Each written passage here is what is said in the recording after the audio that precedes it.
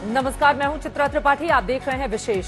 किसानों के दिल्ली कूच से पहले दिल्ली के सभी बॉर्डर सील कर दिए गए हैं। गाजीपुर बॉर्डर हो या टीकरी, संभू बॉर्डर हो या सिंघू बॉर्डर, हर जगह पुलिस और सुरक्षा बलों का जबरदस्त पहरा इस वक्त देखने को मिल रहा है।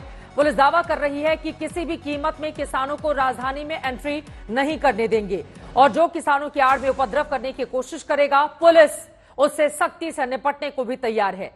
लेकिन सवाल है कि एक बार फिर से किसान आंदोलन के लिए क्यों मजबूर हो रहे हैं और आखिर किसानों और सरकार के बीच सहमति क्यों नहीं बन पा रही है। सबके बीच एक बड़ी खबर, किसानों के प्रदर्शन से पहले चंडीगढ़ में बड़ी बैठक हो रही है। केंद्रीय मंत्री पीयूष गोयल, अर्जुन मुंडा के साथ किसानों की ये बैठक इस वक्त चल रही है। किसानों को मनाए जाने की कोशिश सरकार की ओर से की जा रही है। किसानों के प्रदर्शन से पहले चंडीगढ़ में ये बैठक हो रही है, क्योंकि पिछली बार हमने देखा था किसानों का प्रदर्शन कितना लंबा चला था और उसके बाद सरकार को जो कृषि कानून बिल थे उसको वापस लेना पड़ गया था। इसके ठीक पहले कि किसान बड़ी तादाद में राजधानी दिल्ली में दस्तक दें, उसके पहले सरकार उनको मनाने की कोशिश कर रही है। किसानों के दिल्ली कूच के ठीक पहले चंडीगढ़ में बड़ी बैठक हो रही है। ये रिपोर्ट देखिए।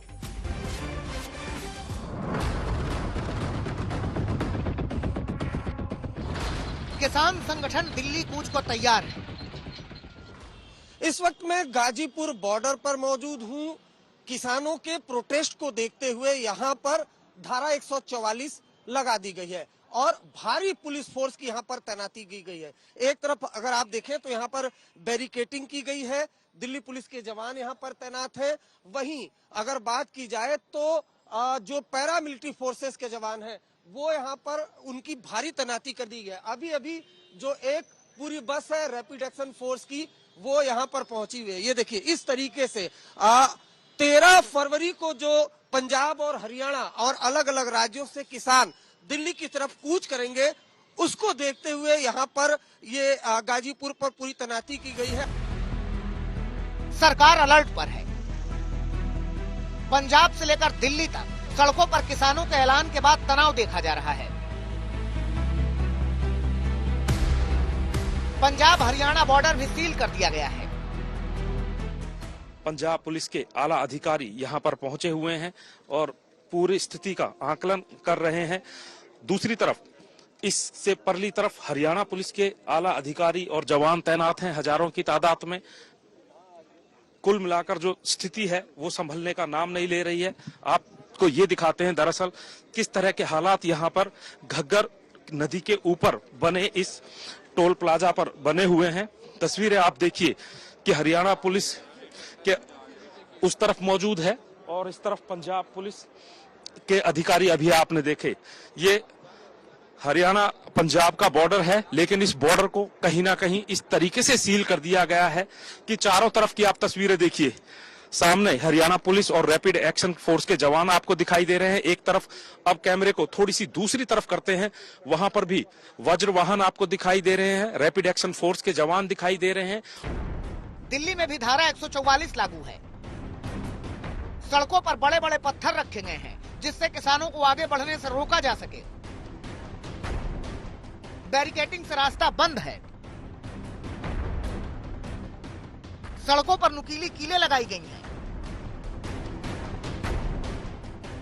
ऐसे हालात के बीच सवाल यह है कि आखिर ऐसी स्थिति क्यों बनी है? क्यों फिर से एक बार किसानों और केंद्र सरकार के बीच ठनी है? आखिर किसान संगठनों की मांगे क्या हैं, जिसके लिए इस बार वो आर पार की लड़ाई का दावा कर रहे हैं?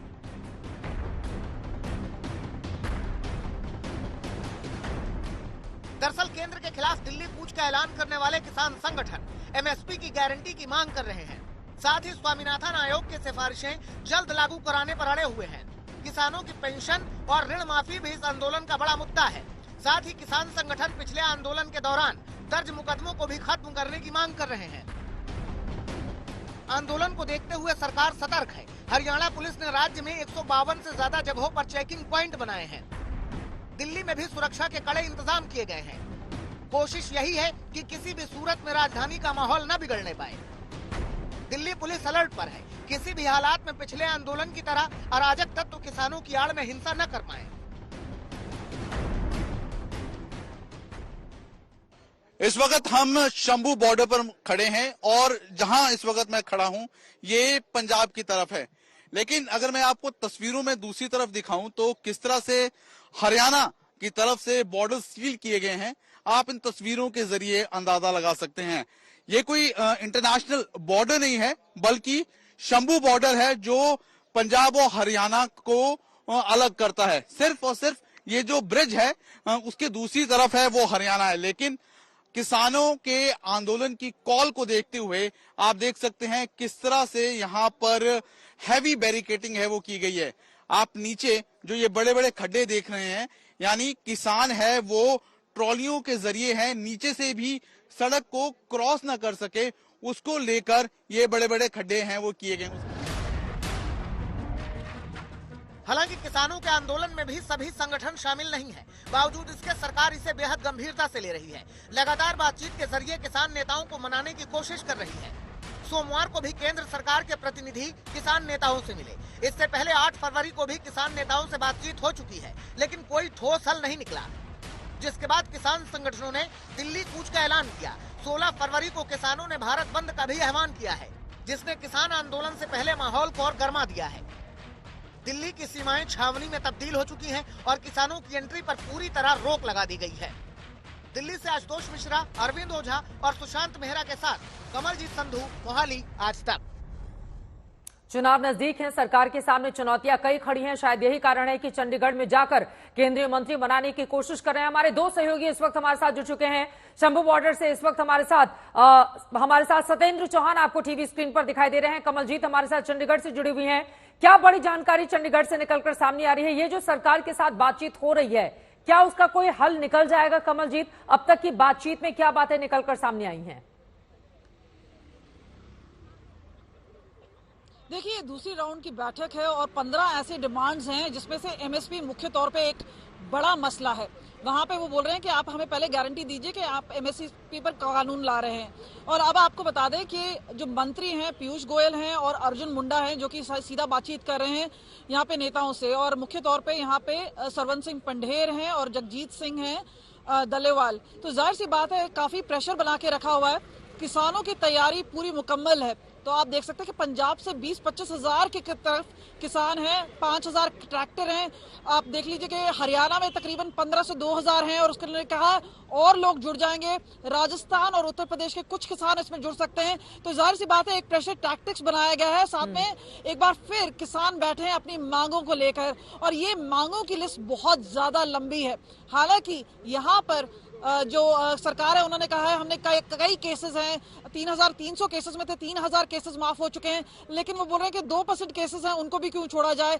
आप बताइए कि 60 साल में पेंशन मिलनी चाहिए, किसानों को मुआवजा मिलना चाहिए। चाहे हम बात करें कमेटी में, चाहे हम बात करें जो इलेक्ट्रिसिटी बिल के एम्बिट से किसानों को बाहर लगने, तो एक लंबी लिस्ट ऑफ डिमांड्स है और ऐसा लग नहीं रहा है कि रातों रात इसमें कोई हल निकल सकता है।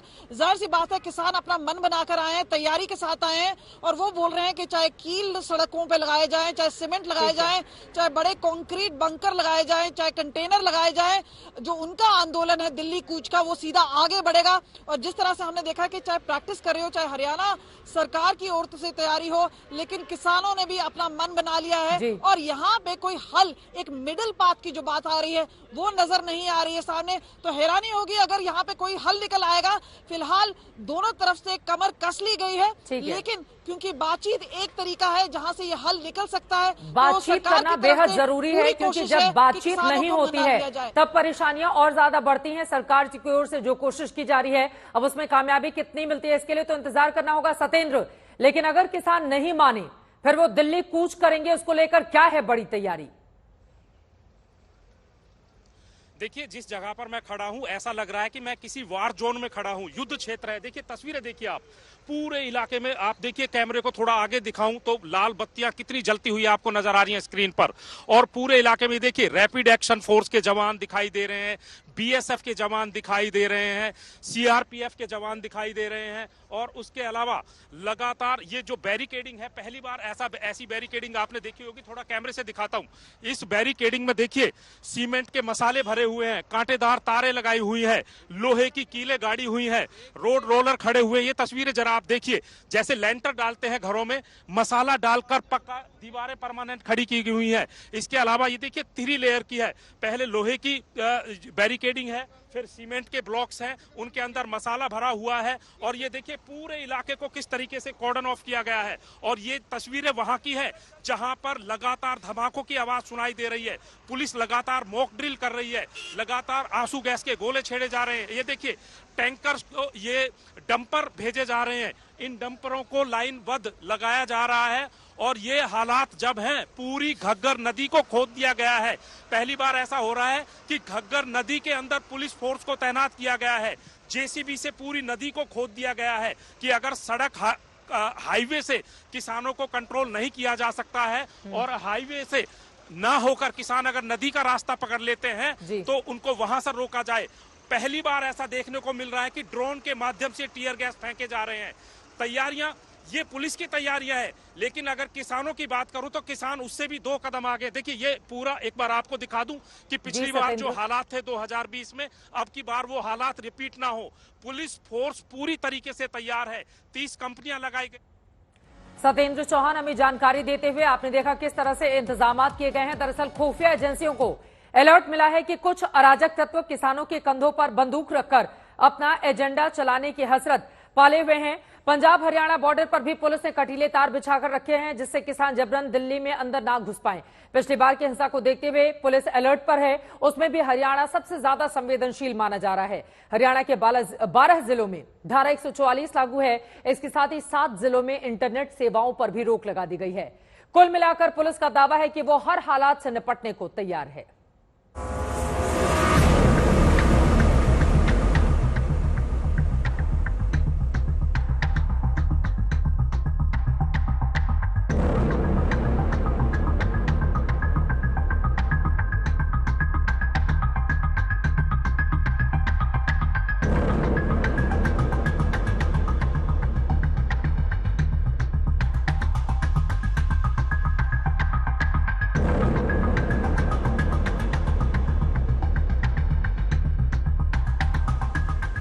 दिल्ली की सीमाओं पर ऐसी सख्ती है कि परिंदा भी पर न मार सके।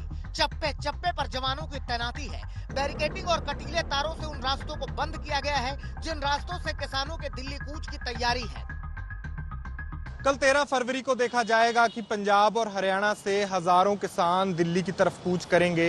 उसी बीच दिल्ली के जो अलग अलग हरियाणा के साथ और उत्तर प्रदेश के साथ सटे बॉर्डर्स हैं, उन पर दिल्ली पुलिस ने किसानों को रोकने के लिए तैयारियां शुरू कर दी हैं। इस समय मैं टिकरी बॉर्डर पर हूं। आपको विजुअल्स के जरिए दिखाना चाहूंगा कि कैसे यहां पर बैरिकेड इंस्टॉल कर दिए गए हैं, जिनके ऊपर कंटीले तार हैं। साफ तौर पर जो दिखाता है कि दिल्ली पुलिस नहीं चाहती कि कोई भी किसान या कल प्रदर्शनकारी हो वो इन बैरिकेड्स को छलांग मार कर दिल्ली की तरफ घुस सके। वहीं मैं आपको ये भी दिखाना चाहूंगा कि कैसे यहाँ पर बड़े बड़े कंटेनर्स ला के रख दिए गए हैं और साथ के साथ लंबी और चौड़ी सीमेंट की स्लैब्स भी ला के रख दी गई हैं यहाँ टिकरी बॉर्डर पर, ताकि जो कल किसान दिल्ली की तरफ कूच करेंगे उनमें किसानों को रोका जा सके। दोनों ही तरफ से तैयारियां पूरी हैं। अब कल क्या होगा इस पर रहेगी हमारी नजर।